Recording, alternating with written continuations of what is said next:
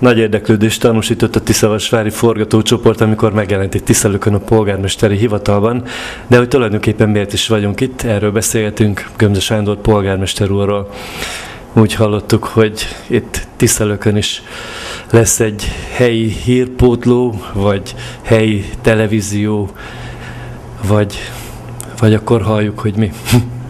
Igen, szakértő módon nem akarok nyilatkozni, mert a szakkifejezéseket nem ismerem. Egyszerűsítve szeretnénk kezdeteknek egy online tévét indítani, aminek hál' Istennek, ha nehezen is, de mostanra úgy tűnik, hogy a műszaki feltételrendszere, illetve a személy feltételrendszere is megoldódott, és hát azért valljuk be őszintén, hogy a tiszavasvári hozzáértőknek köszönhetjük ezt, illetve nekik is az ő segítségük nélkül, iránymutatásaik nélkül nem jött volna létre, de én fontosnak tartom, hogy nem csak itt Tiszalökön, hanem a kis térségben az információáramlás az megoldott legyen, vagy megoldottabb, hiszen jelenleg a lakosságot, a környező települések lakosságát gyakorlatilag csak a nyomtatott sajtón, a helyi újságon keresztül tudjuk elérni, ami nem biztos, hogy mindig mindenkihez eljut, és nem biztos, hogy aktuális. Ez viszont lehetővé teszi, hogy minden egyes városi eseményről, intézményi eseményről, önkormányzati ülésről relatíve nagyon gyorsan és hatékonyan hírt adjunk. A testület gondolkozott már azon, hogy mennyiben fogja befolyásolni a munkáját, ha a kamera megjelenik egy testület ülésen például? Ez egy jó kérdés.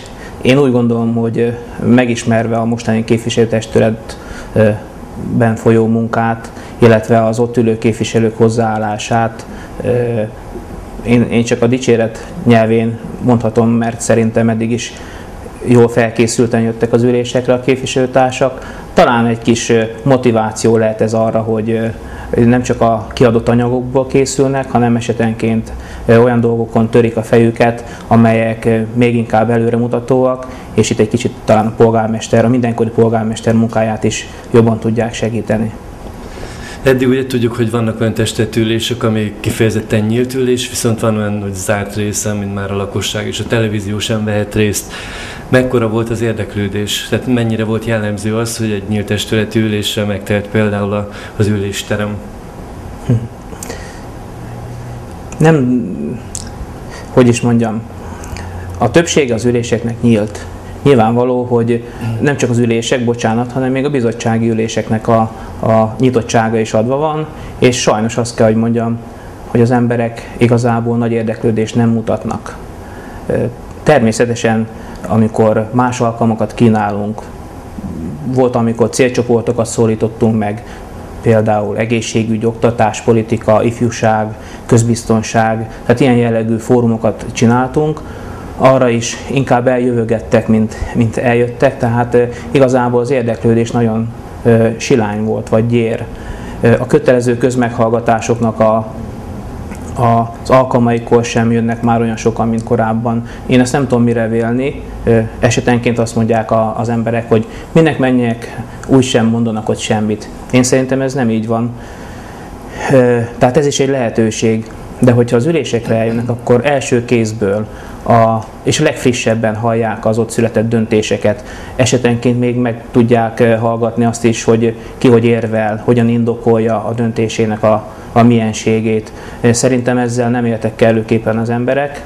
Talán így, hogyha az emberek nem jönnek be hozzánk, akkor ezek az információk, ha a tévén keresztül is, de közvetlenül elérhetik az embereket. Ebben bízom, hogy ennek az eredménye az lesz, hogy tájékozottabbak lesznek az emberek, és bizony sok olyan, ahogy szoktuk mondani, a falu rádió, vagy a nép hangja, az nem kelt majd olyan viszályokat, vagy elégedetlenséget, vagy félreértést, mint ami sajnos bizony most jellemző, hogy tévinformációk szállnak az éterben, és ez nem csak a képviselőtestületnek a nívóját, vagy esetenként a becsületét sérti, hanem a településnek az érdekeivel is szembe megy. Ugye azt tudjuk, hogy az online tévé mit jelent, hogy a felvett anyagot interneten keresztül bárki bármikor a nap bármelyik szakában megnézheti, tehát vélhetően sokkal nagyobb lesz az érdeklődés, mint a meghatározott időpontokban tartandó testületi ülésnek. Ön hogyan gondolja, a képviselők magatartását mennyiben fogja ez befolyásolni, illetve a döntéseknél mennyire fognak odafigyelni arra a képviselők, hogy ezt most látja az egész lakosság? Ahogy az előbb is már említettük, biztos vagyok benne, hogy nagyon alaposan fel fognak készülni az ülésekre minden egyes napirendből, hiszen természetesen szoktak lenni olyan napirendek, amelyek esetenként formálisnak tűnnek, de bizony egy jó előkészítő munka, egy jó bizottsági munka szükséges hozzá, és vannak olyan napirendek is lesznek is, amikor fajsúlyos kérdésekről kell vitatkoznunk és döntést hoznunk, akár költségvetési döntések, akár beruházások, vagy vagyonvásárlás, vagy pont eladás, munkahelyekkel, intézményekkel kapcsolatos döntések, akár személyi döntések. Ezeket a kamera előtt csak akkor tudják felvállalni, én szerintem, hogyha ezt kellőképpen átrágják, eldöntik, és ezáltal egymás között is vitaképesebbek lehetünk, hiszen az viszi előre a dolgokat, hogyha tudunk egymással érdemben vitatkozni, és tudjuk egymás érveléseit másiknak eladni, úgymond. Tehát mindenképpen ez a személyes fejlődésnek egy szerintem jó feltétele vagy eszköze. Én ebben bízok. Akkor ezáltal megvalósult az is, hogy az eddigi esetleges pártérdekek helyett a városérdekek törjenek előtérbe, hiszen pont azért, mivel a lakosság láthatja, és egy esetleges választásoknál döntésüket befolyásolhatja. Így van. Most természetesen ez most úgy tűnik, mintha egy aktuális témát pedzegetnénk, de bizony jó, hogy ez így lesz, remélem így lesz, hiszen akkor majd láthatja mindenki, hogy kik azok, akik esetenként netántán véletlenül és tévedésből a saját érdekeiket tartanák szem előtt, vagy netántán az ő általuk képviselt párt érdekeket, vagy egyszerűen csak a lokálpatriotizmus az, ami vezérli a döntéseikben. Még itt a választások előtt szeretném felhívni mindenkinek a figyelmét arra, hogy én sem a Fidesz polgármestere vagyok jelenleg, és más se legyen egyik pártnak sem a képviselője. A papír az csak papír, de itt élünk egymás mellett, és tiszalökért kell dolgoznunk, és én most is, és esetleg a jövőben is szeretnék minden tiszalökének, ennek a településnek a polgármestere lenni. És ezt kívánom, hogy minden képviselő így gondolkodjon, vagy legalábbis ezt szeretném.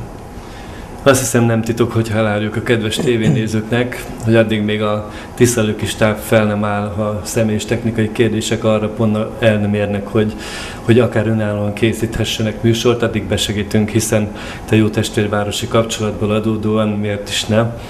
És azt sem titok, hogy az online tévén ez lesz az első adás, ami lemegy majd. Talán használjuk ki az alkalmat és a lehetőséget, és ha kaphatnánk öntől egy átfogó képet most tisztelőkről, tehát egy olyan átfogó képet, ha akár, mivel ezt a világ bármelyik pontján megnézhetik.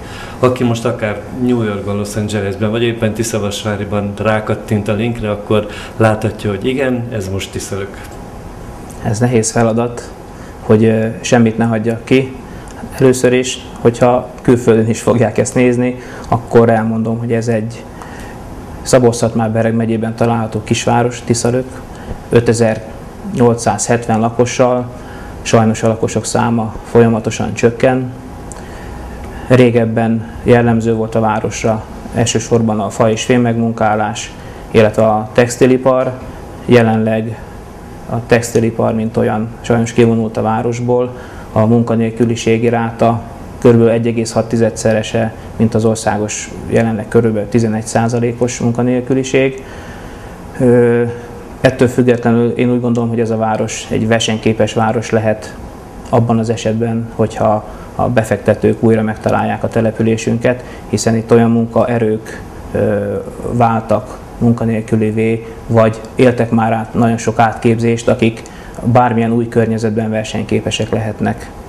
És ezt a részét most lezárnám, és visszalépnék, és folytatni fogom, hogy maga a város az körülbelül 2007 elejétől nagyon nehezen tudja ellátni azokat a kötelező feladatokat, amelyeket el kell, hogy lásson. Itt gondolok a közintézmények fenntartására, működtetésére, ezen belül ugye az oktatás, az egészségügy, a szociális szolgáltatások, és magának a városnak a fenntartása. Ez azt jelenti, hogy folyamatosan az a működési forráshiány, amely gyakorlatilag ellehetetleníti, vagy nagyon megnehezíti a városnak a dolgát, a feladatellátását, az 2007-től folyamatosan növekszik. Tehát működési forráshiányról beszélünk, mert általában az emberek azt mondják, hogy hiánya van az önkormányzatnak. Jelentem nincs hiánya, mert hogyha 1 forint hiánya is van egy önkormányzatnak, akkor ott már felelősöket kell találni, és lehet is találni. Ezt a vizsgálatot többször lefolytatta már, nem csak Tiszalökön, máshol is. Az állami számvevőszék és az államkincstár. Tavaly is átéltünk egy ilyen 5 hetes vizsgálatot, és hál' Istennek minden rendben találtak. Tehát a forráshiánnyal küzdködünk, ami azt jelenti, hogy a feladatellátáshoz rendelkezésre álló bevételeink azok kevesebbek, mint amennyire szükségünk van, tehát a kiadási oldal az sajnos nagyobb. Ez általában úgy működik normális esetben, hogy az állam, ami jobb esetben, vagy átlagos esetben 80%-ban például az oktatást meg kellene, hogy finanszírozza, és akkor a településnek elő kell teremteni a különböző bevételekből, helyi adókból, iparűzési adóból azokat a különbözeteket, amelyeket ha kiegészítve beleteszünk a büdzsébe, akkor fent tudja tartani a város üzemeltetését. Na, itt van a deficit, hiszen egyre kevesebb a normatíva, az állami finanszírozás. Csak egy példa, 2009-ben 9-hez képest 2010-ben az oktatásba 64 millió forinttal kellett többet beletennünk. Tehát magyarul ennyit vett ki az állam. Egy év alatt ennyit változtak a normatívák. Na most olyan időket élünk 2008. szeptember-októbere óta, bár az akkori miniszterelnök azt mondta, hogy a gazdasági és pénzügyi válságnak a szele egy kicsit meg fog bennünket érinteni. Azt gondolom, hogy egy kicsit több volt, mint a szele, sőt elég a közepébe zuhantunk, és úgy tűnik per pillanat, hogy még most kezdünk kikászálódni az egész ország, tehát nem csak Tiszalök. Ezt azért szeretném elmondani és felhívni mindenkinek a figyelmét, ha nem vették volna észre. 2008 közepétől mély válságban van az ország, és az önkormányzatok is. Hiszen aki a napi életét éli, egyének, családok ugyanezt élik át. Akkor tessenek elképzelni, hogy ugyanazon gondokkal, bajokkal küzdködünk, csak még jó néhány nullát a számok után oda kell írni. És közben szeretnénk, hogyha ez a város megmaradhatna egy kisvárosi szinten, tehát a szolgáltatások minősége és mennyisége, sokfélesége megmaradna. Azért küzdködünk, hogy az óvodánk, az általános iskolánk azokat a szolgáltatásokat tudja nyújtani, ami elvárható, hogy az itt tanuló gyerekeknek ugyanolyan esélye legyen, mint mondjuk egy Tiszavasváriban élőnek, vagy egy Nyíregyházán élőnek. Vagy a középiskolánk, amit lekopogok, remélem jövőre is így lesz, meg azután is, hogy fenn kell, hogy tartsuk. Hiszen nem mindegy, hogy a leszakadó családoknak a gyermekei azok itt helyben tanulhatnak, vagy utazniuk kell, vagy kollégiumban kell, hogy éljenek. Tehát ezt a középiskolát mi felfejlesztettük. Most szeptember 1-én kitesszük a teltház táblát. Ez azt jelenti, hogy több tanulót már nem tudunk felvenni. Lehet, hogy tévedek, de a több mint 5 évtizedes története során, vagy történelme során az iskolának nem volt ennyi tanulója. Nappal is, est is, tehát felnőtt képzésben részesülő, és most 75 kollégistánk van. Tehát ez is cél kell, hogy legyen a továbbiakban is. Tudom, hogy megy az idő, de az egészségügyben, amit nap mint nap éreznek az emberek, abban is sok a feladat. Hiszen a legbetegebb ebben az országban, legalábbis az előző másfél évben az egészségügy volt maga. És ezt mindenki érezte, hogy megszüntetnek szakrendeléseket, a kórházakban tömegnyomor van. Na most itt is törekszünk, hogy visszaállítsuk a régi rendet, és örömmel jelenthetem, hogy belgyógyászati szakrendelés elindult egy hónapja, a személyzeti szakrendelés, a Tiszadadai önkormányzat képviselőtestületét meggyőztem, hogy egy műszerparkot a rendelkezésünkre bocsájtanak, az is beindul szeptember elején, illetve a Tiszavasvári járóbeteg szakellátásról 4 vagy 5 szakrendelést tudunk áthozni, tehát most elkezdtünk egy olyan útra térni, ami szerintem fenntartható és szükséges. Tehát ezek a hétköznapok, amelyek nap mint nap megfeszülést igényelnek mindenki részéről.